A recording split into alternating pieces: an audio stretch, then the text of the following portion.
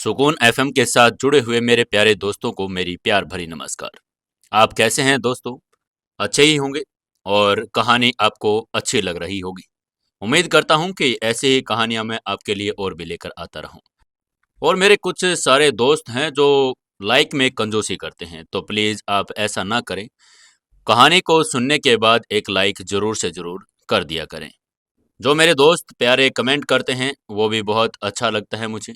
आप सभी का बहुत बहुत धन्यवाद। आज हम सुनने जा रहे हैं 8वां एपिसोड। सीक्रेट घर जमाई के 8वें एपिसोड में आपका स्वागत है। चलिए शुरू करते हैं कहानी। रात को 12 बजे समर भारद्वाज कियारा अग्रवाल के लिए कुछ खाने के लिए विला नंबर 14 के पास चला गया था। तभी उसने 2-3 बार गेट को नॉक किया और तभी सामने से एक बहुत ही आकर्षक लड़की बाहर निकल कर आई। वो लड़की बहुत ही ज्यादा सुंदर थी। समर तो उसकी खूबसूरती के अंदर ही खो गया था। उसे कुछ समझ ही नहीं आ रहा था कि वो अब यहाँ पर क्या लेने आया था। तभी उस लड़की ने उसकी तंद्रा को तोड़ते हुए बड़े ही मोहक मुस्कान के साथ पूछा, हाँ हाँ जी बोलिए, कौन है आप और मैं आपकी क्या मदद कर सकती हूँ, बताइए। वो खिले हुए गुलाब की तरह बिल्कुल नाजुक, लाल और सुगंधित थी। बहुत आकर्षक लग रही थी। उसकी मुस्कान बेहद खूबसूरत थी और मुस्कान के सामने सब कुछ फीका पड़ गया था। वो अप्सरा जैसी थी जो अपनी सुंदरता से ऋषि मुनियों की तपस्या को भी भंग कर दे।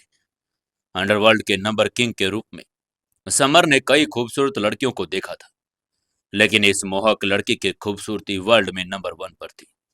उसकी आंखों की चमक के आगे मिस वर्ल्ड भी कुछ नहीं थी। अगर उसको इस लड़की और कियारा के बीच में एक को सिलेक्ट करना होता तो वो मुसीबत में पड़ जाता। दोनों एक से बढ़कर एक खूबसूरत। उसकी पत्नी भी बहुत खूबसूरत थी, लेकिन बहुत ज्यादा घमंडी थी। इसलिए उसको ये लड़की कुछ ठीक लग रही थी। आमतौर पर समर इतनी खूबसूरत लड़की के साथ फ्लर्ट जरूर करता, लेकिन अब जब कियारा जख्मी थी तो उसे उसके लिए जल्दी से सूप बनाना था। इसलिए उसके पास अभी समय नहीं था कि इस मोहक लड़की के साथ वो फ्लर्ट करने का समय बिताए। तभी समर ने बिल्कुल ही स्पष्ट निगाहों से उससे पूछा, क्या आप मुझे कुछ खाने की चीज उधार दे सकती हैं? मुझे एक जख्मी इंसान के लिए सूप बनाना है। इसलिए अगर आपके पास ब्लैक बोन चिकन हो तो मुझे उधार दे दो, मैं बाद में उसका पैसा दे दूंगा। उसने अपने दिल में अपनी भावनाओं को दबा लिया और सीधा सीधा जो सामान लेने आया था वो मांग लिया। समर के चेहरे पर मुस्कान देखकर मोहक लड़की चौंक सी गई। उसकी आंखों में आश्चर्य की झलक आ गई थी। उसे देखकर आदमी लार टपकाता था और इंदौर शहर के सभी अमीर लड़के उसकी खूबसूरती के दीवाने थे। लेकिन इस आदमी को उसकी खूबसूरती से कोई फर्क ही नहीं पड़ रहा था। इससे उसकी जिज्ञासा जागृत हो गई थी कि आखिरकार यह आदमी है कौन। तभी कि एक आदमी जो उसकी खूबसूरती के जाल में फंस नहीं पाया। वो एक जैंट पांडा से भी दुर्लभ था। उस लड़की ने अपनी मोहक मुस्कान बनाए रखते हुए पूछा, क्या क्या हम एक दूसरे को जानते हैं? समर ने बड़ा ही मासूमियत से सिर खुजाते हुए कहा, नहीं मिस, मैं आपको नहीं जानता। इनफैक्ट हम दोनों पहली बार मिल रहे हैं। समर की बात सुनकर वो लड़की और भी ज्यादा हैरान हो गई। उसने हैरान होते हुए कहा, अगर हम एक दूसरे को नहीं जानते तो फिर मैं तुम्हें उधार कैसे दे सकती हूँ? तभी समर ने भी पूछा, तो फिर क्या हुआ, जान पहचान अभी कर लेते हैं। और ये कहते हुए समर ने अपना हाथ मिलाने के लिए आगे बढ़ाया और बोला, हेलो, मैं समर हूं और आपका नाम क्या है? उस लड़की ने हैरानी से उसे घूरते हुए कहा, आई एम पायल। क्या आपने सच में मेरे बारे में सुना नहीं? समर ने अपनी भौहें थोड़ी सी सिकोड़ ली और सिर हिलाते हुए कहा, माफ करना, मैं आपका नाम कभी सुन नहीं पाया। शायद मुझसे ही कोई गलती हुई होगी। उसने इस नाम के बारे में कभी सुना नहीं था। वो उसको कभी मिला भी नहीं था तो उसके बारे में जान कैसे सकता था। पायल के मोहक चेहरे पर और भी ज्यादा आश्चर्य आ गया था। तभी उसने धीरे से कहा, क्या क्या तुमने कभी मेरा नाम नहीं सुना?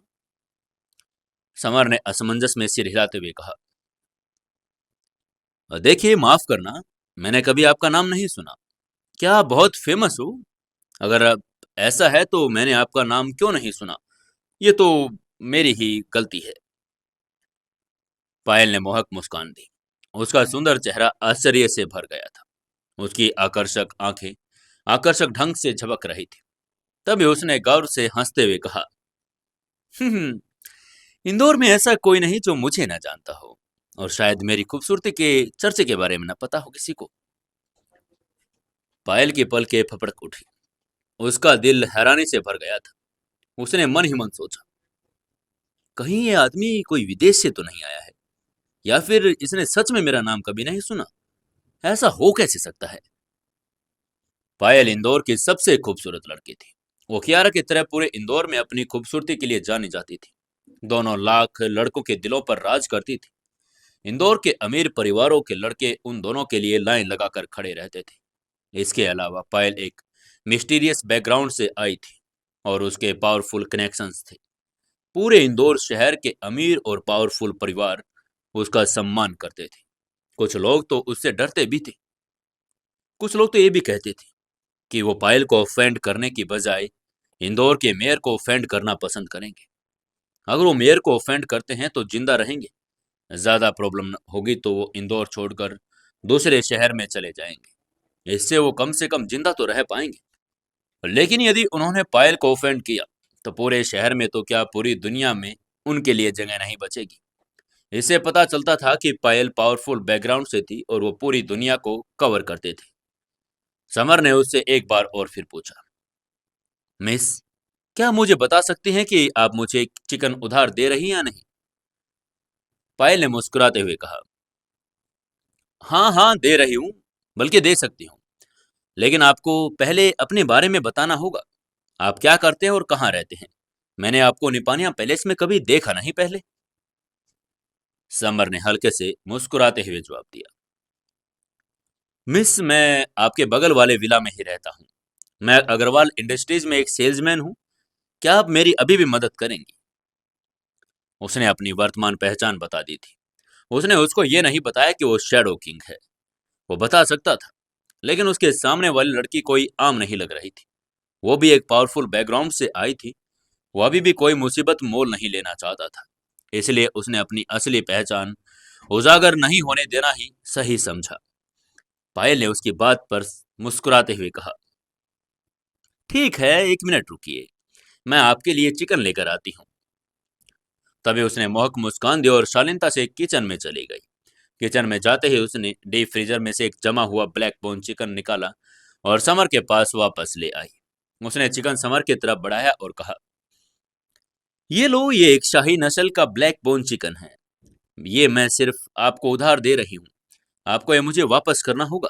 मैं इसके बदले में पैसे नहीं लूंगी। समर तुरंत हाँ में सिर हिलाते हुए बोला, हाँ हाँ, मैं कल आपको मार्केट खुलते ही सबसे पहले अच्छी नस्ल का चिकन ला कर दूंगा। उसकी बात सुनते ही पायल ने आकर्षक ढंग से मुस्कुराकर अपने नाजुक पीले हाथों से ब्लैक बोन चिकन समर को थमा दिया। जब समर ने सुना कि इस शाही नस्ल का ब्लैक बोन चिकन है, तो समर की आंखें चमक उठी। पूरे देश में ब्लैक बोन चिकन की यही नस्ल सबसे अच्छी नस्ल थी। इस चिकन में बहुत ज्यादा पौष्टिक तत्व थे और ये शरीर को रिकवरी करने में जल्दी मदद करता था। प्राचीन समय में शाही नस्ल का ब्लैक बोन चिकन एक सामान था जिसका आनंद केवल महान सम्राट ही ले सकते थे। महान सम्राटों को ब्लैक बोन चिकन सूप बहुत पसंद आता था। इससे उनका शरीर बेहद स्वस्थ रहता था और वो लंबे समय तक शासन कर सकते थे। शाही नस्ल के ब्लैक बोन चिकन की संख्या भी बहुत कम थी, इसलिए वो रेयर था तो महंगा भी था। इंदौर में सिर्फ एक दो परिवार ही इसे अपने कनेक्शन से ले पाते थे। आम नागरिक तो इसकी खुशबू भी नहीं ले पा रहे थे।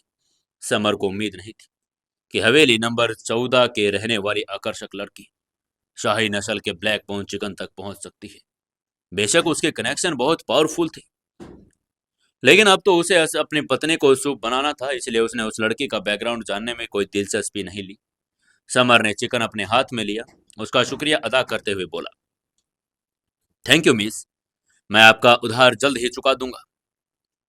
और ये कहते हुए वो ब्लैक बोन चिकन लेकर वहां से चला गया।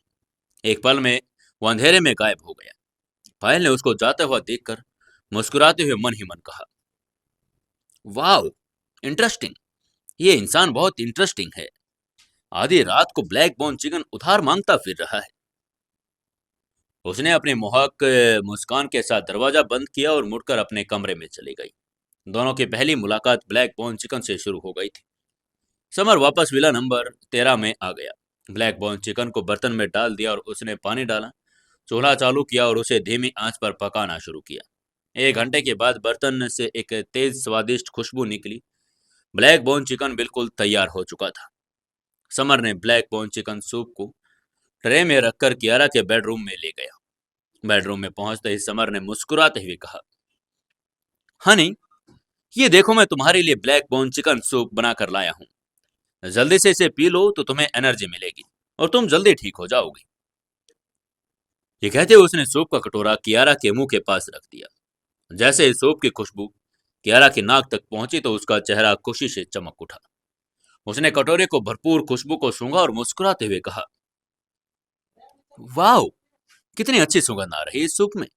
मुझे तो इसकी खुशबू से ही बहुत अच्छा लग रहा है।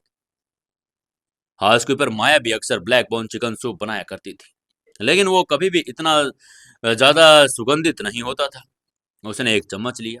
सुगंधित सूप को मिठास की झलक थी और ये स्वादिष्ट था। एक पल में उसने सूप का पूरा कटोरा खत्म कर दिया। कियारा ने अपने होठ चाटे और उसका चेहरा आसानी हैरानी से भर गया। तभी उसने समर से पूछा, हम्म आपको ये ब्लैक बोन चिकन कहाँ मिला? ये इतना स्वादिष्ट कैसे है? हमारी हाउसकीपर माया भी इतना स्वादिष्ट सूप नहीं बना पाई कभी। जैसे उसने माया का नाम लिया तो उसे कुछ याद आया कि उसकी हैरानी और ज्यादा बढ़ गई। वो जानता था कि हाउसकीपर घर पर नहीं और किचन में खाना भी नहीं है। समर ने ब्लैक बोन चिकन सूप आखिरकार बनाया कैसे? इसके अलावा वो सवाल से समझ सकती थी कि यह कोई साधारण ब्लैक बोन चिकन नहीं था। ये हाईब्रिड ब्लैक बोन चिकन था। समर ने हल्के से मुस्कुराते हुए कहा, मैंने ये ब्लैक बोन चिकन किसी से उधार लिया है। ये शाही नस्ल का ब्लैक बोन चिकन था। शरीर के लिए बहुत ज्यादा पौष्टिक होता है। क्यारा ने उसकी बात को फिर दोहराया, हम्म शाही नस्ल का ब्लैक बोन चिकन? उसकी आंखें आश्चर्य से भर गई थी। उसने शाही नस्ल ब्लैक बोन चिकन के बारे में सुना था। इसे इंडिया में सिर्फ हायर क्लास के लोग इस्तेमाल करते थे। इतना कीमती था कि कियारा ने भी इससे पहले कभी चखा नहीं था। लेकिन निपानिया पैलेस में डीप कनेक्शन और स्ट्रॉन्ग बैकग्राउंड वाले कई लोग रहते थे। ये आश्चर्य की बात नहीं होगी कि अगर इनमें से किसी के पास शाही नस्ल का ब्लैक बोन चिकन आ गया हो और उसे ने समर को उधार भी दे दिया हो। वो बिल्कुल एक्साइटेड हो गई थी कि समर ने ब्लैक बोन चिकन किससे उधार लिया। ये वास्तव में बिल्कुल प्रसिद्ध शाही नस्ल का ब्लैक बोन चिकन था। तभी समर ने उससे पूछा, हनी, क्या हुआ, तुम्हें अच्छा लग रहा है या नहीं? क्या शरीर में कुछ एनर्जी महसूस हुई? तभी कियारा ने खुशी से चहकते हुए कहा, वाह, बहुत अच्छा लगा मुझे ये। मुझे बहुत अच्छा महसूस भी हो रहा है। ये ब्लैक बोन चिकन सूप बहुत बढ़िया है। समर ने अपना मुंह खोलते हुए कहा, बेशक, क्योंकि ये ब्लैक बोन चिकन शाही नस्ल का है ना, इसीलिए। ब्लैक बोन चिकन का पोषण मूल्य बहुत अधिक था। यह आयरन की पूर्ति कर सकता था, शरीर को पोषण दे सकता है। यह इंसान को इतना जल्दी बूढ़े भी नहीं होने देता। उसने कड़ी मेहनत की थी और इसे घंटों तक पकाया था, लेकिन उसने एक भी घूंट नहीं लिया था। कियारा ने उसे पूरा पी लिया था। कियारा ने उसका शुक्रिया अदा करते हुए कहा, थैंक यू डियर, मेरा इतना ख्याल रखने के लिए। समर ने मुस्कुराते हुए कहा, मैं तुम्हारा हस्बैंड हूँ। तुम्हारा ख्याल रखना मेरा फर्ज है। हम्म। कियारा ने बस ही कहा। उसका दिल गर्मजोशी से भर गया था।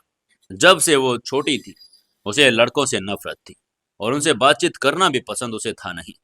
इस वजह से वो अब तक उसका एक भी बॉयफ्रेंड या कोई फ्रेंड भी नहीं बना था। वो हमेशा ही लड़कों से दूर रहती थी, लेकिन वो अपने सामने वाले लड़के के करीब जाना चाहती थी। शायद वो इसीलिए, क्योंकि समर ने उसकी जान बचाई थी। उसने अपने मन में बुदबुदाया, नहीं, नहीं कियारा, अपने इमोशंस पर कंट्रोल रख यार। अगर तू उसकी तरफ खुद ही झुकेगी तो ये तुम्हारे बारे में क्या सोचेगा आखिरकार? ये सोचते हुए वो वापस बिस्तर पर लेट गई।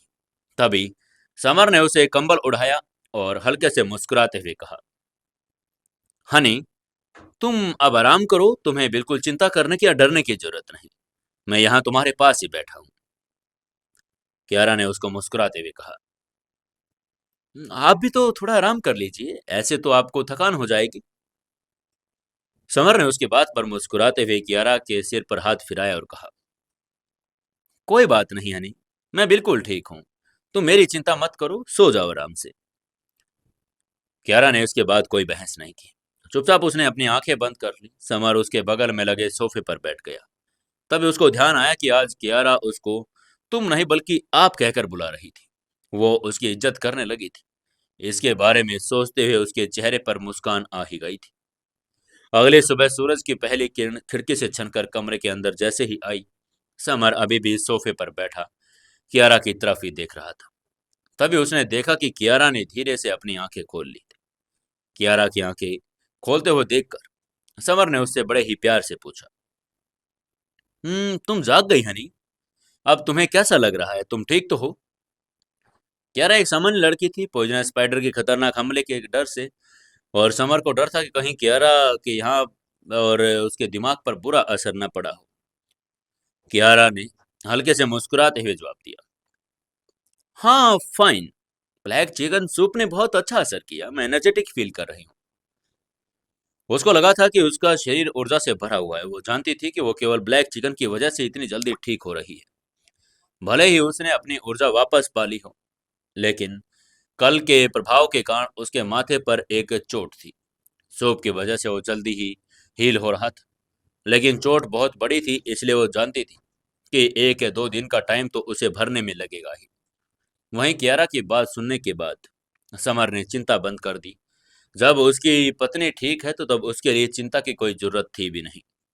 तभी कियारा ने अपने चोटिल माथे को छूते हुए धीरे से कहा, डियर, मेरे माथे पर चोट लगने के कारण मैं बहुत बदसूरत लग रही हूँ, इसलिए मैं एक दिन आराम करना चाहती हूँ और कल ऑफिस जाऊंगी, आज नहीं।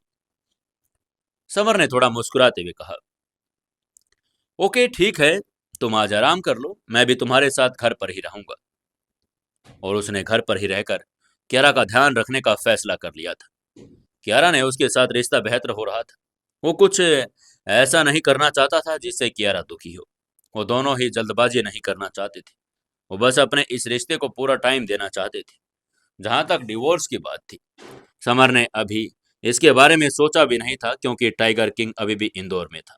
वो कभी भी कियारा को अपना निशाना बना सकता था। कियारा की सुरक्षा सुनिश्चित करने के लिए वो डिवोर्स अभी नहीं ले पा रहा था। कियारा भी एक डरी हुई छोटी चिड़िया की तरह थी, और उसने अपने साथ आराम की भी जरूरत थी। डिंग डिंग डिंग, दोनों की बातें हो ही रही थी कि कियारा का फोन बजने लगा। उसने अपना फोन निकाला और देखा कि उसके फादर का फोन था। उसके चेहरे के भाव अचानक बदल गए। उसने अपने पिता के साथ अच्छे रिश्ते थे नहीं, बल्कि दोनों के अक्सर इस बात को लेकर लड़ाई होती थी कि उसके पिता की एक दूसरी पत्नी थी, और उसे कियारा एक का भाई भी था। कियारा ने बेमन से फोन उठाया, हल्के से पूछा, अब आपको मेरी क्या जरूरत पड़ गई? फोन के दूसरी तरफ से एक मैच्योर पुरुष की आवाज आई, कुछ नहीं बेटी, बस आज मैं और तुम्हारी माँ हमारे दामाद से मिलने आ रहे हैं। क्या तुम दोनों घर पर ही हो? कियारा ने जब सुना कि उसके फादर यहाँ घर पर आना चाहते हैं, तो उसने सीधा मना करते हुए कहा, मैं बहुत बिजी हूँ, हम किसी और दिन मिल लेंगे। क्योंकि वो उनसे मिलना ही नहीं चाहती थी। जब से वो छोटी थी तो उसके पिता कभी उसकी परवाह नहीं करते थे, लेकिन अब जब वो उससे मिलना चाहते थे तो वो किससे मजाक कर रहे थे। ये झूठ था कि पिता उससे मिलना आना चाहते थे। शायद वो अपने दामाद समर से मिलना चाहते थे, क्योंकि उन्हें लगता था कि समर इंडिया के सबसे अमीर परिवार भारद्वाज परिवार का वही वारिस होगा। तभी उसके पिता ने कहा, ठीक है, मैं तो ये कह रहा था कि तुम्हारी माँ तुमसे मिलना चाहती है। अगर यकीन न हो तो ये लो, अपनी माँ से ही बात कर लो।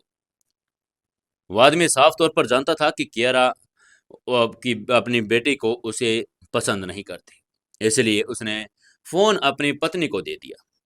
कियारा अब अपनी माँ के कुछ कहने का इंतजार कर ही रही थी। तभी फोन के दूसरी तरफ से एक दया भरी हुई आवाज आई, कियारा, आज तुम्हारे पापा और मैं तुमसे हमारे दामाद से मिलना चाहते हैं, इसलिए हम आ रहे हैं। बस तुम अब कोई बहस नहीं करोगी, प्लीज। यह आवाज सुनकर कियारा की आंखों में आंसू आ गए। यह उसकी माँ की आवाज थी, क्योंकि उसके पिता एक बेटा चाहते थे और उसकी माँ ने एक बेटी को जन्म दे दिया था। फिर वो दुर्भाग्य से बीमार हो गई। उन्होंने अपनी माँ बनने की शक्ति भी खो दी थी। इससे उसके पिता बहुत नाराज हो गए थे, और जब वो छोटी थी तो उसके पिता ने उसे घर से निकाल दिया था। उसे ठंड और भूख से मरने के लिए छोड़ दिया था। इससे वो बहुत दुखी हो गई थी। तब से वो पुरुषों से नफरत करने लगी थी। उसका ठंडा बिहेवियर बता रहा था, और वो छोटी थी, और जब कियारा भूख से मरने वाली थी तो उसकी माँ ने उसे खाना और पानी दिया। अगर उसकी माँ नहीं होती तो कियारा छोटी होने पर ही बाहर ठंड से मर जाती। इसलिए वो अपनी माँ की बहुत आभारी थी। मुस्कुराई और धीरे से बोली, माँ, चूंकि तुम आना चाहती हो तो तुम आ सकती हो। मैं घर पर तुम्हारा इंतजार करूंगी। वो अपने बेरहम पिता को आने से रोक सकती थी, लेकिन अपनी माँ को आने से कभी भी नहीं रोक पाती, क्योंकि वो उससे प्यार करती थी। कियारा जानती थी कि अग्रवाल परिवार उसकी माँ के साथ भी अच्छे बर्ताव नहीं करता था। उसके पिता भी उसकी माँ के साथ नहीं देते थे, और उसकी दूसरी बीवी और बेटा कियारा की माँ के साथ बुरा व्यवहार करते थे। कियारा एक पुत्रवत बेटी थी। उसने अपनी माँ से कई बार कहा कि वो उनके साथ रहने के लिए आ जाए, लेकिन उसकी माँ ने उसे हमेशा मना कर दिया था। उसकी माँ अभी भी उसके बेरहम पिता से अलग नहीं हो पा रही थी। तभी उसकी माँ ने दूसरी तरफ से कहा, ओके ठीक है कियारा, हम थोड़ी देर में आ जाएंगे। उनकी आवाज़ सुनकर बहुत ज़्यादा एक्साइटेड लग रही थी। फिर उन्होंने फ़ोन रख दिया। जैसे उन्होंने फ़ोन रखा, समर ने उसको परेशान होकर धीरे से पूछा, हनी, क्या हुआ? तुम इतनी परेशान क्यों लग रही हो? क्या परेशानी है, मुझे बताओ, मैं तुम्हारा साथ दूंगा। कियारा ने जबरदस्ती मुस्कुराते हुए समर की बात का जवाब दिया, नहीं नहीं, ऐसी कोई बात नहीं है। आज मेरी मोम डैड आ रहे हैं।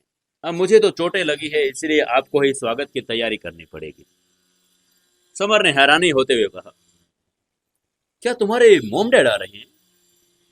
कियारा ने उसकी बात को स्पष्ट करते हुए कहा, हाँ, आपको ग्रोसरी शॉपिंग भी करनी पड़ेगी।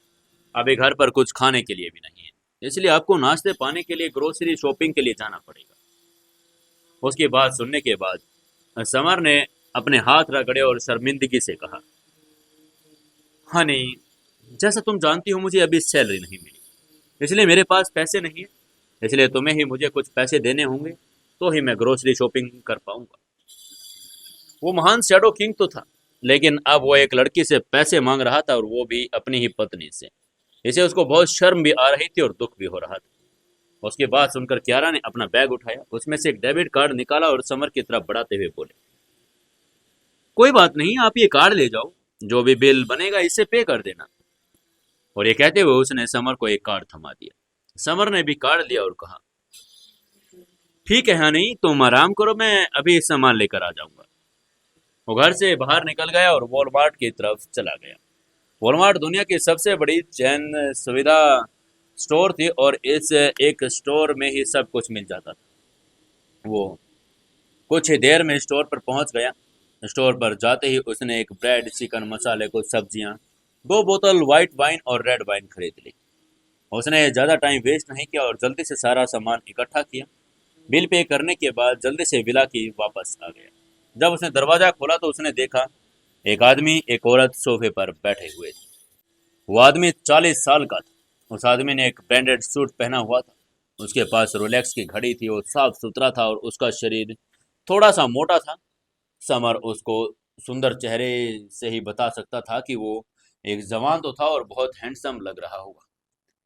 उसके बगल में बैठी एक औरत कुछ हद तक कियारा जैसी ही लग रही थी। उन दोनों का चेहरा बिल्कुल गोल था और उनकी भौहें पतली थी। वो कियारा से थोड़ी बड़ी थी। वो अधेड़ उम्र की औरत थी, बहुत ही गरिमामयी, और उसका व्यवहार बहुत अच्छा था। उस आदमी का नाम शिवराज था और औरत का नाम अलिश्का।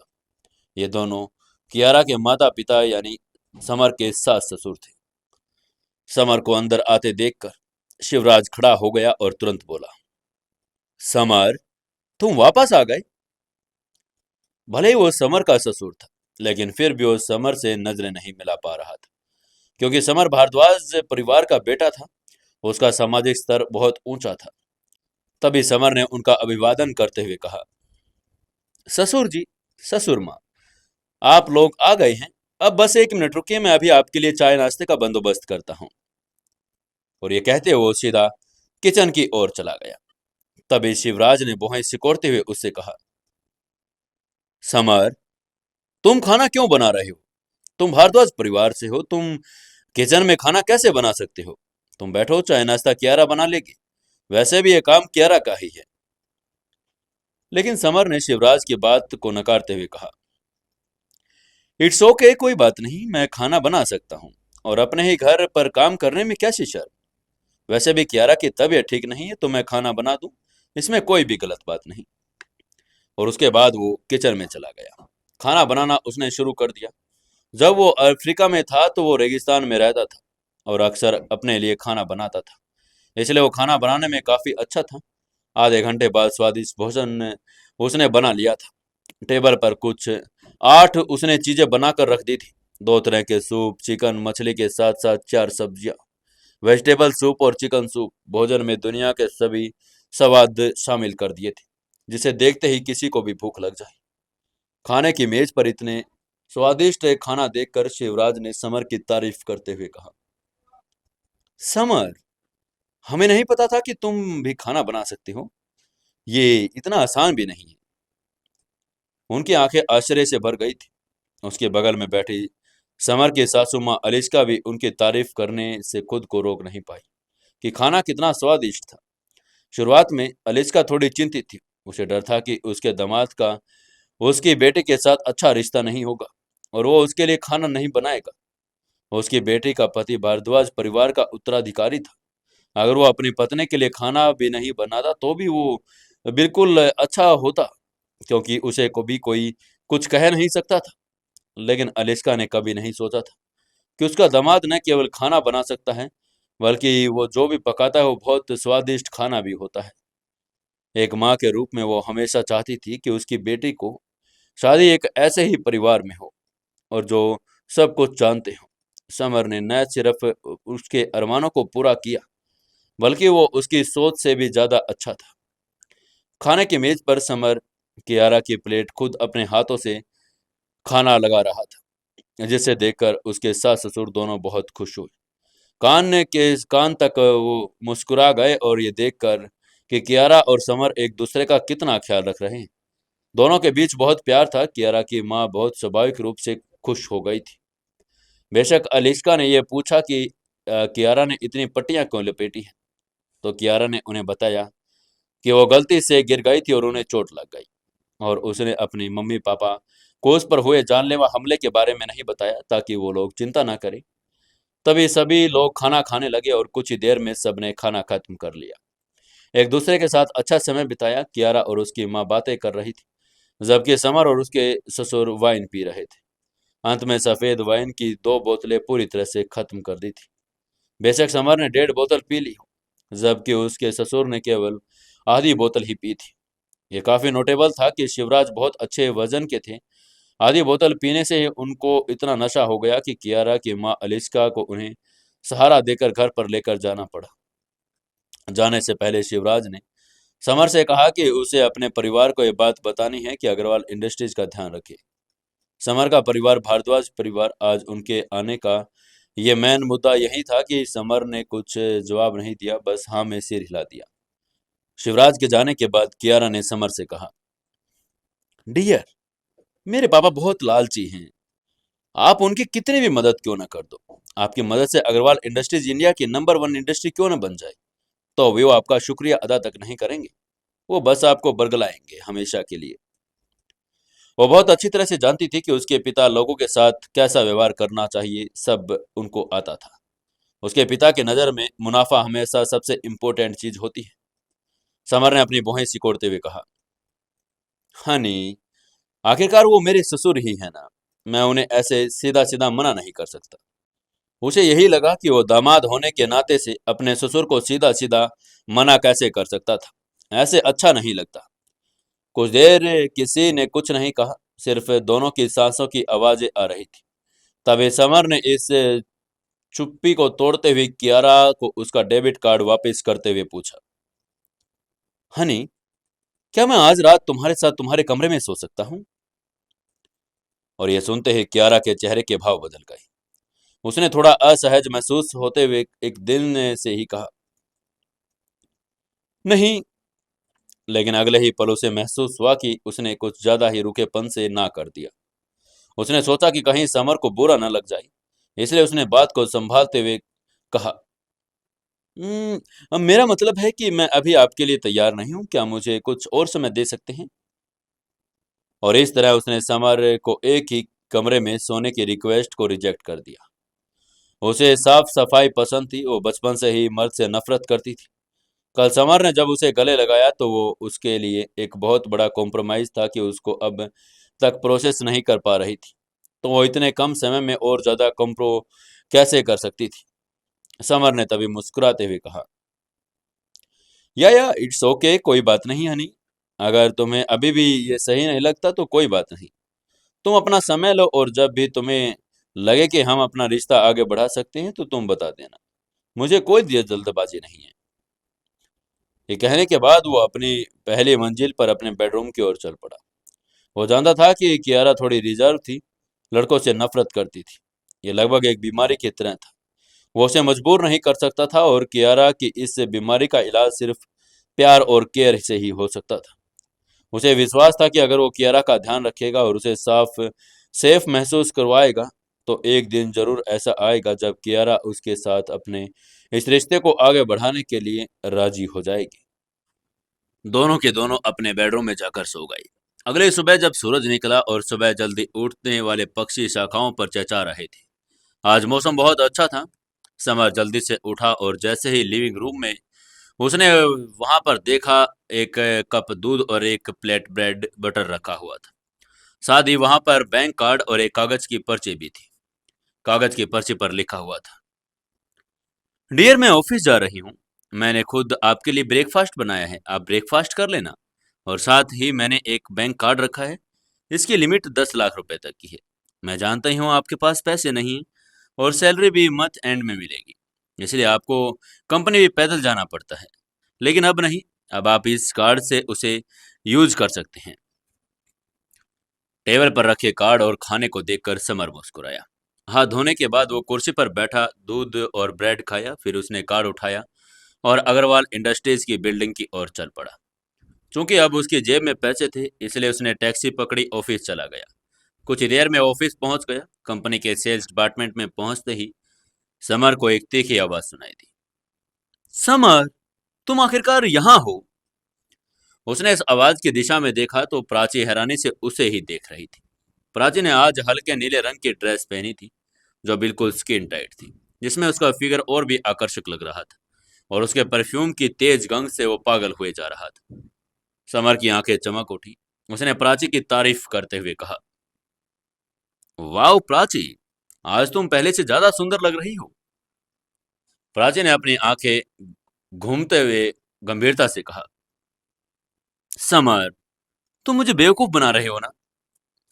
समर ने उसकी बात सुनकर थोड़ा हंसते हुए कहा, प्राची, मैं तुम्हें बेवकूफ बनाने की हिम्मत नहीं रख सकता ना। किसी से भी पूछ लो, आज तुम बहुत ज्यादा सुंदर लग रही हो। प्राची अपनी इतनी तारीफ सुनकर शर्मा गई। उसका चेहरा टमाटर सा लाल हो गया। उसने टॉपिक बदलते हुए कहा, समर, तुम भी ना, अब मेरी तारीफ बंद करो और ये बताओ तुम कल ऑफिस क्यों नहीं आए? समर ने मुस्कुराते हुए कहा, प्राची, मुझे कल बहुत जरूरी काम था, जिसकी वजह से मैं बहुत बिजी हो गया और इसलिए नहीं आ सका। कल कियारा पर जानलेवा हमला हुआ था। यह घायल हो गई थी और उसके घर की देखभाल करनी थी, इसलिए स्वाभाविक रूप से वो भी वापस ऑफिस आया नहीं था। प्राची ने तभी चिंता भरी आवाज में कहा, समर, अगर तुम ऑफिस नहीं आ सकते थे तो तुम्हें अपने सीनियर को इस बारे में इन्फॉर्म करना चाहिए था ना। लेकिन तुमने कल ऐसा किया भी नहीं। अब तुम्हारी एब्सेंट लग गई। बाकी तुम जानते हो प्रणव तुम्हें नौकरी से निकलवाने के बहाने ढूंढ रहा है, फिर भी तुम इतनी बड़ी गलती कैसे कर सकते हो भला? समर ने संकेत देते हुए प्राची को चिंता करने की कोई जरूरत नहीं। उसने सिर हिलाते हुए कहा, इट्स ओके प्राची, कोई बात नहीं। मैंने सिर्फ एक दिन की ही छुट्टी मारी है। वो इतनी सी बात के लिए मुझे नौकरी से नहीं निकाल सकता। तभी अचानक ठंडी आवाज वहां पर आई, बिल्कुल निकाल सकता हूं। तुमने बिना किसी इन्फॉर्म की ही छुट्टी ली। इसलिए मैं तुम्हें नौकरी से निकाल सकता हूँ। उन दोनों ने उस आवाज की दिशा में देखा तो प्रणव उनकी ओर ही आ रहा था। उसने एक फॉर्मल सूट पहना हुआ था। समर ने भौहें सिकोड़ते हुए कहा, मैनेजर प्रणव, मैंने सिर्फ एक दिन की छुट्टी ली है। आप ज्यादा से ज्यादा मेरी एक दिन की सैलरी काट सकते हो, मेरा फुल अटेंडेंस बोनस कैंसिल कर सकते हो। मुझे इतनी सी बात के लिए नौकरी से निकाल नहीं सकते। उसके चेहरे पर असंतोष की झलक आ गई थी। तभी प्रणव ने एक और टॉपिक निकालते हुए कहा, समर, छुट्टी की बात तो छोड़ दो। तुम मुझे ये बताओ, तुम 3 दिन हो गए कंपनी ज्वाइन किए, क्या तुमने अभी तक एक भी प्रोडक्ट सेल किया है? तभी समर ने गर्दन हिलाते हुए कहा, "हम्म, नहीं नहीं, अभी तो नहीं।" फंडा उठा के लगाकर हंसने लगा और जोर से बोला, ये सही है। मानो हमारे अग्रवाल इंडस्ट्रीज एक बड़ी कंपनी है और अच्छा मुनाफा भी कमा रही है, लेकिन ये एक कंपनी है, कोई चैरिटी ट्रीट नहीं जो हम बाहर बेकार बैठे लोगों को सैलरी देते रहें। तुमने 3 दिन से एक भी प्रोडक्ट नहीं बेचा, बिना किसी को बताए खुद ही अपने मन से छुट्टी कर ली। इसलिए मैं ऑफिशियली अनाउंस कर रहा हूँ कि मैं तुम्हें नौकरी से निकाल ही रहा हूँ। उसकी आवाज़ इतनी तेज थी, सेल डिपार्टमेंट के हर एक लोगों को पता चल गया था और उसने ये सब ने ऑर्डर सुन लिया था। उनके बीच भी कानाफूसी शुरू हो गई थी। तभी एक इंसान ने दूसरे से कहा, अरे, अब ये फंस गया देखो। इसने 2 दिन पहले मैनेजर प्रणव को मारा था। अब देखो क्या हो गया। मैनेजर प्रणव ने हाथों ही अपने इसे नौकरी से निकाल कर रहेंगे। तभी दूसरे ने कहा, क्या तुम में से कोई जानता है कि आखिर उसने मैनेजर प्रणव को क्यों नहीं मारा था? तभी एक ने थोड़ा सोचते हुए कहा, भाई, मुझे लगता है कि मैनेजर प्रणव ने उसे बहुत ज्यादा काम दे दिया होगा, इसलिए उसने गुस्से में उस पर हाथ छोड़ दिया होगा। सेज अपार्टमेंट में हर कोई ये चर्चा कर रहा था। उनमें से कुछ हंस रहे थे, लेकिन कुछ लोग ऐसे थे जो सहानुभूति दिखा रहे थे। प्राची का चेहरा गुस्से से लाल हो गया था। उसने गुस्से में कहा, मैनेजर प्रणव, भले ही समर ने कोई ज्वेलरी नहीं बेची, लेकिन उसने ईगल गैंग से 1 करोड़ रुपए का कर्ज वसूला है। आप इसे ऐसे नौकरी से नहीं निकाल सकते। ये मैनेजर प्रणव इतना दुष्ट कैसे हो सकता है? वो समर को नौकरी से कैसे निकाल देगा? वो कभी भी ऐसा होने दे नहीं सकती थी। उसकी बात सुनकर प्रणव के चेहरे पर एक शातिर मुस्कान आ गई। उसने अभी बात का जवाब देते हुए कहा, प्राची, वो 1 करोड़ रुपए मैंने तुम्हें वसूलने को कहा था, इसलिए वो तुम्हारा काम था। तुम ही हो जिसने इसे वसूला है और उसका इससे कोई लेना देना नहीं। मैं आज इसे नौकरी से निकाल रहा हूँ। अभी कोई गुंजाइश नहीं है। उसने जो भी कहा, उसकी बात में अब कोई आगे वो करना नहीं चाहता था। तभी वहां पर कियारा आ गई। उसने जब वहां पर शोर सुना तो उसने आते ही पूछा, यहाँ किस बात की बहस चल रही है? वो समर से मिलना चाहती थी, इसलिए सेल्स डिपार्टमेंट में आई थी, लेकिन उसने नहीं सोचा था कि उसे वहां पर इतनी बहस सुनने को मिलेगी। उसको देखते ही प्रणव उसकी ओर भागा और उसके सवाल का जवाब देते हुए बोला, प्रेसिडेंट, वो समर कल बिना किसी कारण के ऑफिस नहीं आया। उसने किसी को इस बारे में इन्फॉर्म भी नहीं किया और न ही उसने अभी तक एक भी प्रोडक्ट सेल किया। इसलिए अब जब अपने काम को लेकर वो सीरियस ही नहीं है, तो मैं उसे नौकरी से निकाल रहा हूँ। सीईओ को हर दिन बहुत छोटी छोटी चीजों का ध्यान रखना पड़ता था। उसके पास 1 दर्जन से ज्यादा डिपार्टमेंट थे और सैकड़ों कर्मचारी। ये सेल्स डिपार्टमेंट का सम्मान था कि वो वहां आए, इसलिए प्रणव का फर्ज बनता था कि वो उसको अपने काम से संतुष्ट करे। कियारा ने अपनी भौहें उठाई, प्रणव की तरफ देखते हुए पूछा, क्या तुम ये कहना चाहते हो कि समर कल ऑफिस नहीं आया, इसलिए तुम उसे निकालना चाहते हो? प्रणव ने हाँ में सिर हिलाते हुए कहा, यस मैम, मैं इसे निकाल रहा हूँ। हमें ऐसे आलसी और कमजोर लोगों की जरूरत नहीं, जो बिल्कुल मेहनत नहीं करना चाहते। वो अपनी बातों से ये दिखाने की कोशिश कर रहा था कि जैसे वो सब इस कंपनी के लिए कर रहा हो। तभी प्रणव की बात सुनकर कियारा की होंठ सिकुड़ गई। वो भौहें उठाते हुए मन ही मन सोचने लगी, ओ शिट, ये प्रणव कितना बेवकूफ है। वो मेरे सामने मेरे पति को नौकरी से निकालना चाहता है। इतना बेवकूफ मत बनो। और प्रणव को समर से नौकरी निकाल रहा है क्योंकि वो कल ऑफिस नहीं आया, लेकिन उसको ये नहीं मालूम कि कल समर घर पर मेरी ही देखभाल कर रहा था। Very bad. आखिर यार से सोचते हुए कियारा ने अपने लाल होठों को खोला और ठंडे स्वर में कहा, मैनेजर प्रणव, अब मैं ये अनाउंस कर रही हूँ मैं अभी के अभी समर को नहीं बल्कि आपको नौकरी से निकाल रही हूँ। प्रणव की भौहें ऊपर उठ गई। वो चौंक गया। उसे यकीन नहीं था कि उसने गलत सुना हो। वो बड़बड़ाया, क्या क्या प्रेसिडेंट, मुझे आप नौकरी से निकाल रही? लेकिन उनको तो समर को नौकरी से निकालना चाहिए था, पर ये सीईओ उसे क्यों निकाल रही है? उसको लगा कि सीईओ को कुछ गलतफहमी हो गई है, इसलिए उसने कियारा को समझाने की कोशिश करते हुए कहा, प्रेसिडेंट, वो समर जिसने लापरवाही की है वो है, मैं नहीं। मुझे लगता है आपको कुछ गलतफहमी हो गई। आपको उसे नौकरी से निकालना चाहिए, मुझे नहीं। प्रणव के चेहरे पर चापलूसी से भरे हुए भाव आ गए थे। वो सिर्फ छोटा सा सेल्स मैनेजर था और कुछ भी नहीं। और स्वाभाविक रूप से उसे कंपनी के सीईओ को खुश करना था, इसलिए वो चापलूसी भी कर रहा था। कियारा ने बिना किसी भावना के ठंडे मुस्कान के साथ कहा, प्रणव, मुझे कोई गलतफहमी नहीं हुई और मैं जिस व्यक्ति को नौकरी से निकालना चाहती हूँ वो मैनेजर प्रणव आखिरकार तुम ही हो। तुम आज ही मुझे अपना रेजिग्नेशन लेटर लिख कर दे रहे हो। अगर तुमने ऐसा नहीं किया तो तुम्हारा टर्मिनेशन लेटर तैयार करूंगी और उसका तुम्हें पता है कि तुम्हारे फ्यूचर पर उसका क्या असर पड़ेगा। वो इस आदमी से बेहद नफरत करती थी जो जार बार बार उसके पति को परेशानी में डालने की कोशिश करता हो। उसकी बात सुनकर प्रणव का चेहरा भयावह और सफेद पड़ गया। ऐसा लग रहा था उसके किसी करीबी की मौत हो गई हो। सेल्स मैनेजर के पद पर पहुंचने में उसे कई साल लग गए थे, लेकिन अब कियारा ने एक ही मिनट में उसे नौकरी से निकालने का फरमान सुना दिया था। इस बात से गुस्सा वो उसे भी आ रहा था, लेकिन अब वो कुछ भी कर नहीं पाता था। बस अपने दिल में रोने की वजह ली वो अपना उदास चेहरा लेकर वहां से बाहर चला गया। उसके जाने के बाद कियारा ने अपने लाल होठों से थोड़ा ऊपर उठाते हुए समर से कहा, समर, प्रणव सेल्स टीम का लीडर था और अब जब उसे निकाल दिया गया है तो आप सेल्स टीम की लीडर क्यों नहीं बन जाते? मैं आपको अभी के अभी प्रमोट कर देती हूँ। उसकी बात सुनकर प्राची और दूसरे सेल्स एम्प्लॉइज दंग रह गए। उनमें फिर से गॉसिप शुरू हो गई थी और किसी को कुछ समझ नहीं आ रहा था कि ये सब आखिरकार हो क्या रहा है। उनमें से एक ने कहा, भाई, ये क्या हो गया? सीईओ मैडम ने तो प्रणव को निकाल दिया और बल्कि समर को भी सेल्स डिपार्टमेंट का लीडर बनाना चाहती है। आखिरकार ये कैसे हो रहा है? क्या मैं कोई सपना तो नहीं देख रहा भाई? तभी एक लड़के ने चौंकते हुए कहा, सीईओ मैडम समर की मदद कर रही है। क्या मैं कोई और कुछ तो नहीं कर पा रही? ये कहते हुए उसने अपनी चुटकी काटी, आउच, और उसको थोड़ा दर्द भी हुआ। तभी उसके पास खड़े एक हैंडसम से लड़के ने कहा, यार तुम सच में सपना नहीं देख रही हो, सीईओ मैडम सच में ही उसकी मदद कर रही है।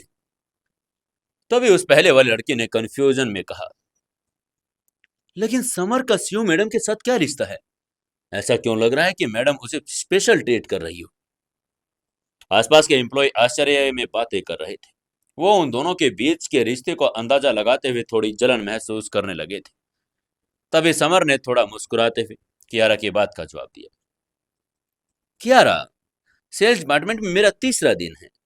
मैं अभी भी जिम्मेदारियों से ज्ञान नहीं रखता हूँ। अगर मैं सेल्स डिपार्टमेंट का लीडर बन गया तो मुझे डर है कि दूसरे लोग इस बात से सहमत नहीं होंगे। बेहतर होगा कि अभी मुझे इस पद से ना बैठाया जाए। और उसने सामने से ही सेल्स टीम के लीडर बनने का पद को अस्वीकार कर दिया। भले ही कियारा उसकी मदद करना चाहती थी, लेकिन उसने खुद भी इतनी तो समझ रखती थी कि अभी अभी वो एक नया एम्प्लॉय है। अगर वो अचानक सेल्स टीम का लीडर बन गया तो दूसरे एम्प्लॉय विद्रोह कर सकते हैं, क्योंकि ये आमतौर पर होता ही है।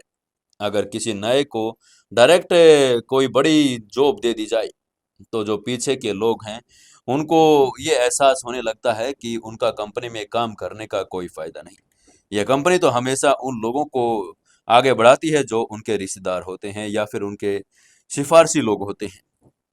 सेल्स डिपार्टमेंट भी अग्रवाल इंडस्ट्रीज का एक महत्वपूर्ण डिपार्टमेंट था। अगर वहां विद्रोह हो गया तो अग्रवाल इंडस्ट्रीज को नुकसान होगा, इसलिए उसने मना कर दिया था। समर भी बिजनेस की इतनी नॉलेज तो रखता ही था। समर के इनकार को सुनकर कियारा के चेहरे के उसके प्रति प्रशंसा की झलक थी। सच कहूं तो कियारा को यह भी एहसास हुआ कि उसने कुछ ज्यादा ही जल्दबाजी दिखा दी।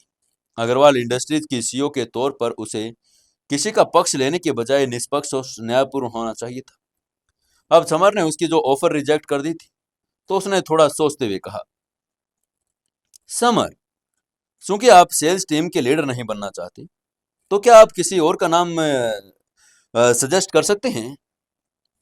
समर ने मुस्कुराते हुए प्राची की ओर देखा। कियारा को उसकी सिफारिश करते हुए कहा, प्रेसिडेंट कियारा, मेरा मानना है कि सेल्स टीम के लीडर बनने के लिए प्राची सबसे उपयुक्त है, और वो एक सीनियर एम्प्लॉय भी है और एक्सपीरियंस्ड भी है। इसके अलावा उसे पिछले महीने की बेस्ट एम्प्लॉय अवार्ड भी मिला था। वो एक रिस्पॉन्सिबिलिटी और डेडिकेटेड एम्प्लॉय है। जब से वो अग्रवाल इंडस्ट्रीज में आया था, दो लोगों ने ही उसकी सबसे ज्यादा मदद की थी। एक ईरा थी और दूसरी प्राची। ईरा पहले से ही सेल्स डिपार्टमेंट की डायरेक्टर थी, और वो उसकी मदद करने के लिए ज्यादा कुछ कर नहीं सकता था। दूसरी केवल एक साधारण एम्प्लॉय थी। वो उसका बदला चुकाने के लिए दयालुता दिखा सकता था, इसलिए उसने सोचते हुए कहा था। उसकी बात सुनकर कियारा ने पूरे सेल्स डिपार्टमेंट में अनाउंस करते हुए फिर कहा, एक्सक्यूज मी ऑल, एक मिनट मेरी बात सुनिए। मैं सभी को इन्फॉर्म कर रही हूँ, अब से प्राची देसाई सेल्स डिपार्टमेंट की नई सेल्स मैनेजर है। अब से आप सभी उसकी बात सुनेंगे, उम्मीद है, और उसके साथ मिलकर कड़ी मेहनत भी करेंगे। कभी कोई कहने का मौका नहीं देंगे। ये कहने के बाद वो अपने कैबिन की तरफ चली गई। वो कंपनी की सीईओ थी और बहुत बिजी भी थी। हर दिन उसकी कई ड्यूटीज थी, रिस्पॉन्सिबिलिटी भी होती थी। वो अपने कैबिन की तरफ चली गई थी, और जब सेल्स डिपार्टमेंट के एम्प्लॉय ने देखा सीईओ चली गई है, तो वो लोग फिर से समर को अजीब तरीके से देखने लगे। उसके मन में बहुत सारे सवाल थे। यह आदमी है कौन आखिरकार, और सीईओ से उसका क्या रिश्ता है? सीईओ उसकी बात क्यों सुन रही है? सबके दिमाग में यही सवाल चल रहे थे। प्राची के चेहरे पर भी शर्म के साथ समर के प्रति ग्रेटफुल भाव आ गया था।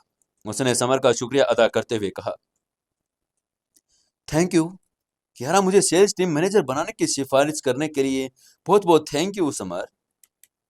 वो जानती थी कि अपनी योग्यता के साथ उसका सेल्स टीम लीडर बनना मुश्किल था, लेकिन समर की सिफारिश से उसे आसानी से यह पद मिल गया। प्राची एक डेडिकेटेड वर्कर थी। सेल्स टीम मैनेजर का पद उसके परफॉर्मेंस की पुष्टि थी, इसलिए वो बहुत खुश हो गई थी। इसके अलावा सेल्स टीम लीडर की सैलरी भी एक साधारण एम्प्लॉय से अधिक थी। सैलरी के अलावा attendance award, year and award और विभिन्न तरह के प्रॉफिट वो सभी साधारण एम्प्लॉय से भी ज़्यादा बेहतर थे। उसके पिता बीमार थे और उसके इलाज के लिए उसे बहुत ज़्यादा पैसों की आवश्यकता होती थी। अब जब सैलरी भी अधिक हो गई थी, तो अपने पिता की बेहतर तरीके से देखभाल भी कर पाएगी, इसलिए वो समर के प्रति बहुत ज़्यादा आभारी हो गई थी। समर ने थोड़ा मुस्कुराकर उसकी बात का जवाब देते हुए कहा, प्राची, तुम्हें मेरा शुक्रिया अदा करने की कोई जरूरत नहीं। तुम ये पोस्ट डिजर्व करती थी, और इसलिए तुम्हें ही मैंने चुना है। उसे ब्यूटीफुल, डेडिकेटेड, रिस्पॉन्सिबल लड़की बहुत पसंद थी। तभी प्राची ने अचानक अपना पर्स खोला, उसमें से 1 लाख रुपए निकाले और समर की तरफ बढ़ाते हुए कहा, समर, ये 1 लाख रुपए तुम रख लो। वो उसकी हरकत देखकर समर को गुस्सा आ गया, इसलिए उसने प्राची को बीच में ही रोकते हुए गुस्से से कहा, प्राची, तुम्हारा क्या मतलब है? मैंने पैसे के लिए तुम्हें सेल्स टीम लीडर बनने की सलाह तो नहीं दी। उसने प्राची की मदद सिर्फ ग्रेटिट्यूड और स्नेह से की। अब जबकि प्राची ने उसे 50,000 रुपए दिए, तो क्या हो गया? यह रिश्वत तो उसे लग रहा था कि तभी उसको गुस्सा आ गया था। प्राची ने जब देखा समर उसकी बात को गलत समझ रहा है, तो उसने तुरंत समर को समझाते हुए कहा, नहीं नहीं समर, तुम गलत समझ रही हो। ये 1 लाख रुपए पहले ईगल गैंग के करोड़ रुपए निकलवाने का इनाम है। ये वो परसेंट है, और ये स्वाभाविक रूप से इस पर तुम्हारा ही हक है, क्योंकि तुम ही तो उनसे पैसे वसूल कर कर लेकर आए थे, इसलिए मैं तुम्हें दे रही हूँ। समर उसकी बात समझ गया था। उसने सिर हिलाते हुए मन ही मन कहा, ओह, तो ये वो इनाम है। चलो। उसने पहले कंपनी की इनाम सिस्टम को देखा था। हर प्रोडक्ट के सेल्स पर 5% और हर जो कर्ज वसूली पर 1% कमीशन इनाम था। प्राची और उसने ईगल गैंग से 1 करोड़ रुपए का कर्ज वसूल किया था। ये 1 लाख रुपए उसे 1 करोड़ के कमीशन था। समर ने अपना सिर हिलाया और प्राची से कहा, प्राची, वो मिशन तो तुम्हारा था, इसलिए इनाम भी तुम्हारा हुआ। तुम्हें इसे अपने पास रखना चाहिए। लेकिन प्राची ने उसकी बात को नकारते हुए कहा, समर, तुम्हारे बिना मैं कभी ईगल गैंग से पैसे नहीं लेकर आ सकती थी। ये सब तुम्हारी वजह से हुआ है, और इसलिए प्लीज तुम इन्हें ले लो। लेकिन समर ने एक बार फिर मना करते हुए कहा, प्राची, मैंने पहले ही कह दिया है कि मैं पैसे नहीं लूंगा, इसलिए इसे चुपचाप अपने पास रख लो। प्राची ने जब देखा समर उसकी बात मानने नहीं वाला था, तो उसने नाराज होते हुए कहा, समर, अगर तुम इसे नहीं रखोगे तो मैं भी नहीं रखूंगी। अब जब समर ने देखा कि प्राची एक भी नहीं सुन रही, तो उसने थोड़ा सोचते हुए कहा, ठीक है, चलो एक काम कर लेते हैं। अगर तुम नहीं मान रही तो हम दोनों इन पैसों का आधा आधा कर लेते हैं और आधा आधा रखेंगे। उसने हल्के से मुस्कुराते हुए 1 लाख रुपए की गद्दी से 2 हिस्सों में उसको बांट दिया और 50,000 रुपए प्राची को थमा दिए। 50,000 रुपए अपनी जेब में डाल लिए। प्राची ने 50,000 रुपए भी लेने से मना कर दिया था, लेकिन समर के जबरदस्ती करने पर उसने वो पैसे ले ही लिए थे। कहना चाहिए कि एक नेक और अच्छी वो लड़की है। अगर कोई और लड़की होती तो वो 1 लाख कभी भी समर को न देती। 50,000 लेने के बाद उसने मुस्कुराते हुए कहा, समर, आज हमने 50,000 कमाए, इसलिए चलो शाम को ऑफिस टाइम के बाद पार्टी करते हैं। समर ने सिर हिलाया और पूछा, ठीक है, तो बताओ कहाँ जाना है। प्राची ने मुस्कुराते हुए कहा, हम सिल्वर डायमंड क्लब में जाएंगे। उसके बाद पर समर ने सहमति में सिर हिला दिया और काम के बाद उसके साथ सिल्वर डायमंड के कैरोके के लिए जाने के लिए फैसला कर लिया। इधर दोनों पार्टी का प्लान बना रहे थे, वहीं उधर प्रणव के चेहरे पर उदासी छाई हुई थी। वो कंपनी से निकलकर सीधा ईगल गैंग के अड्डे पर चला गया। वो ढाबे पर जाकर सीधा ईगल गैंग के सरगना बख्तावर से जाकर मिला। बख्तावर ने उससे पूछा, ओह, हाँ बताओ, तुम यहाँ क्या आए हो, क्या काम है तुम्हें। प्रणव ने अपनी जेब से एक नोटों की गड्डी निकाली, बख्तावर के सामने रखते हुए धीमी आवाज में कहा, बख्तावर भाई, मैं चाहता हूं कि आप किसी को मेरे लिए पीटे। मैं इसके लिए आपको मुंह मांगी कीमत दूंगा। उसकी बात सुनकर बख्तावर ने हल्के से मुस्कुराते हुए कहा, हाँ ठीक है, पहले तुम बताओ वो आखिरकार है कौन। प्रणव ने दांत पीसते हुए कहा, उसका नाम समर है और आज रात वो सिल्वर डायमंड क्लब में होगा। वहां पहुंचने के बाद मैं आपको उसकी पल पल की खबर देता रहूंगा। उसका चेहरा बिल्कुल घृणा से भर गया था। भले ही उसे सेल्स डिपार्टमेंट से निकाल दिया गया था, फिर भी उसके डिपार्टमेंट में बहुत कनेक्शन और जासूस थे। जब सेल्स डिपार्टमेंट के कर्मचारी ने प्रणव को मैसेज किया और प्राची और समर आज रात कैरोके के लिए सिल्वर डायमंड क्लब जा रहे हैं, तो उसने बदला लेने के लिए समर को सबक सिखाने का मन बना लिया था। समर को इस बात का अंदाजा नहीं था कि वो उससे बदला लेने का प्लान बना रहा होगा। इधर कंपनी में समर और प्राची तो आराम से अपने अपने काम में लग गए। काम करते करते उनको पता ही नहीं चला कि कब दिन बीत गया, ऑफिस से निकलने का समय हो गया था। प्राची ने अपने मासूम चेहरे पर खुशी से मुस्कुराकर बिखेरते हुए कहा, समर, चलो हमारी ड्यूटी का टाइम खत्म हो गया, अब हमें सिल्वर डायमंड क्लब में जाना चाहिए। और ये कहते हुए उसने अपनी हाई हील्स पहन ली। उसने हल्का मेकअप किया हुआ था, हल्के नीले रंग की ड्रेस पहनी थी जिसमें वो बहुत ज्यादा सुंदर लग रही थी। उसने इस अवसर के लिए खास तौर पर कपड़े पहने थे और वो बहुत ज्यादा खूबसूरत लग रही थी। समर ने हाँ में सिर हिलाया और कहा, हाँ हाँ ठीक है, और उसके साथ से डिपार्टमेंट से बाहर चला गया। अब जब वो पहली मंजिल के सिक्योरिटी डिपार्टमेंट के सामने से गुजरे तो समर की नजर मोटे रोहन पर पड़ी। मोटा रोहन भी उसको देख रहा था और वो समर के पास आया और जल्दी से उसने पूछा, समर भाई, तुम मुझे ट्रीट कब दे रहे हो यार, तुमने मुझसे वादा किया था।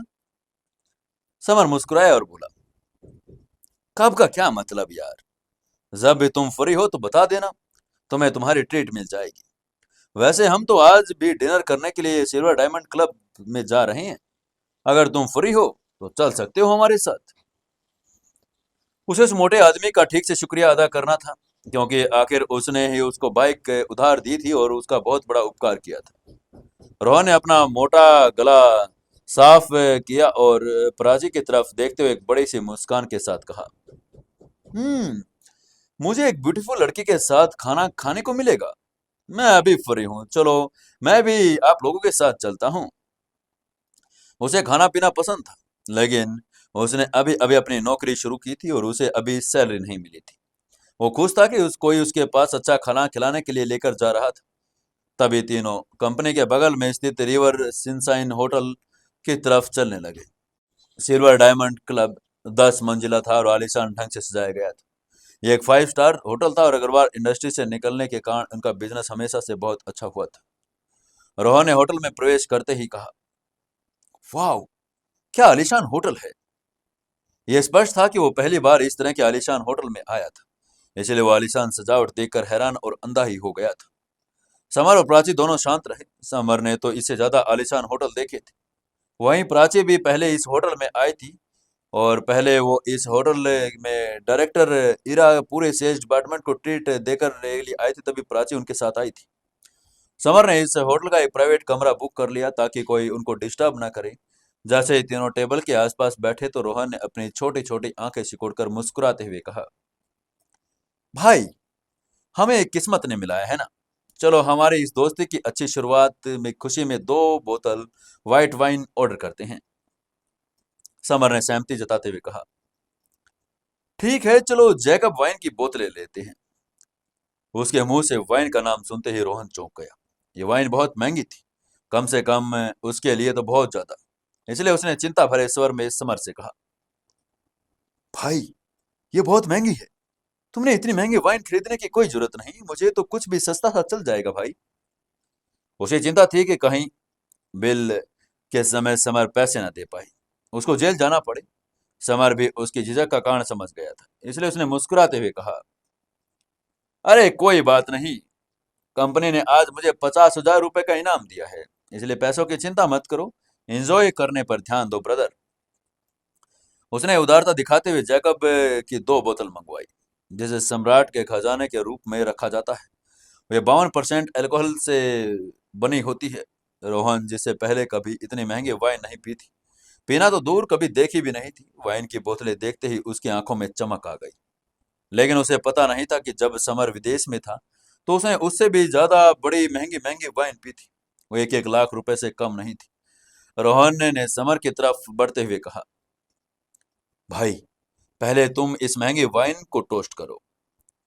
अबे उसके इतने महंगे वाइन पीने की हिम्मत नहीं हो रही थी। उसने कांपते हुए हाथ से एक गिलास में वाइन डाली, समर को थमा दी। समर ने हल्के से मुस्कुराया और एक घूंट में उसे खत्म कर दिया।